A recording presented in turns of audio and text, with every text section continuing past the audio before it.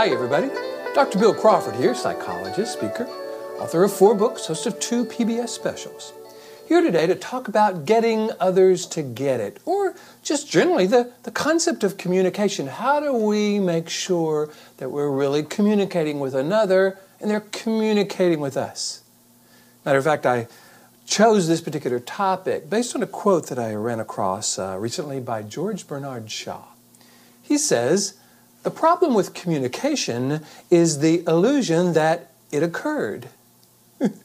I love that because I think it really speaks to how so many of us find ourselves having problems with communication. We tell someone something, we think they got it, they might even nod their head or say they got it, and then they go do something that shows they didn't get it at all. We go, hello, didn't you get it? What? Or I think it's fair to say that sometimes someone tells us something. We think we got it, we might even let them know, and then we go do something and they come back and say, "What were you thinking? I thought I told you." And then it becomes a debate about who's right. Well, you said this. Well, no, you said this. Well, you must have meant this, and here we go. So given that misunderstanding or a lack of really clear communication is probably at the root of 90% of the conflicts that we experience in our life, I suggest we get really good at this and not move forward based on some illusion that communication has occurred. I think it's going to be really important for us to find a way to ensure that what we were wanting to communicate has been received and understood. By the same token, I think it's going to be really important for us to be able to understand others. What are they truly wanting us to know? Are we really getting it? And how can we confirm that? Now, one of the ways of doing that, and everybody hates it, is the concept of paraphrasing. You know, someone tells you something and you say, "So let me make sure I understood what you said. You said this and this and this." And it's kind of awkward and it's unfamiliar and nobody really likes it. That's the bad news. The good news is we can become good at that in a way where it actually improves our ability to be influential with others and others' ability to be influential with us, or at the very least have us be able to truly understand what someone is wanting us to know. Now, one of the things we want to make sure we're doing during this process of understanding is make the distinction between understanding and agreement. We really do want to understand what someone is telling us. We want them to understand what we're telling them. Now, whether they agree with it or whether we agree with it, that's a whole nother issue. I'm a big fan of separating those. Because if someone tells me that they don't like how I'm being and I'm making them mad, well, hey, I can understand that if they believe I'm making them mad, how that would be upsetting. I wouldn't want them to feel good about the fact that they believe I'm making them mad. Now, of course, I'm not meaning to make them mad. That's not my intent. I'm being misunderstood to some degree. But if I were just to tell them, "Well, you're just clearly misunderstanding me," they wouldn't say, "Thank you for sharing." Oh, no, and here we are debating about who's right again. So I'm going to suggest this process of communication as we go forward shouldn't be a debate about who's right.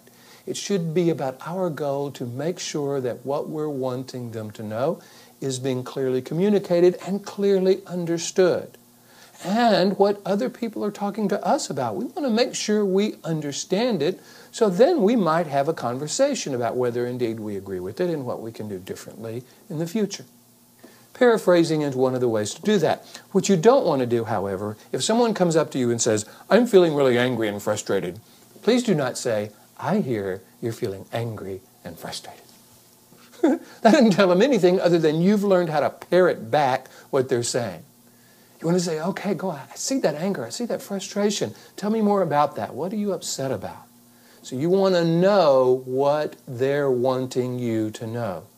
Once you have that information, you can begin to combine it with yours.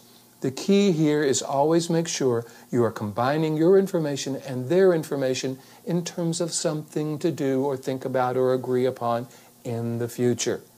Don't get caught in a debate about who said what or who was right in the past. How would you have us do this differently in the future? How would you have me do what I do differently in the future? Now, that doesn't mean you have to do it, but at least now you know exactly what they're looking for.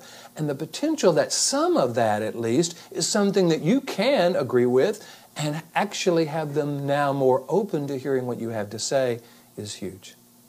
So, what I'm encouraging you to do is just be careful, full of care, about going into a situation, saying something, having somebody nod their head, and assuming that communication has occurred. Check it out. Ask them what they heard you say or what they understood you to say. I think you're going to get wonderful, valuable information. And when someone's telling you something, if you want to make sure you got it, say, let me just make sure I got it, and tell them back what you heard. And if they go, yep, that's it, now communication has really occurred. And you both can move forward in a way where misunderstanding will not cloud the relationship. I hope you're finding these videos valuable. I'm having a wonderful time bringing them to you. If you do, please hit the like button and please tell your friends. You know, one of the things I find is when a friend recommends one of my videos or my YouTube channel or a Facebook page to another friend. That's always very meaningful to me. Of course, I am a speaker, I am a corporate trainer, do a lot of that. So if you want me to come and create a presentation for your organization or professional association, all you got to do is go to my website, billcrawfordphd.com, hit the contact button. I'd love to speak with you about that. Or if you want to work with me as a psychologist, life coach, whatever you want to call me, again, go to the website.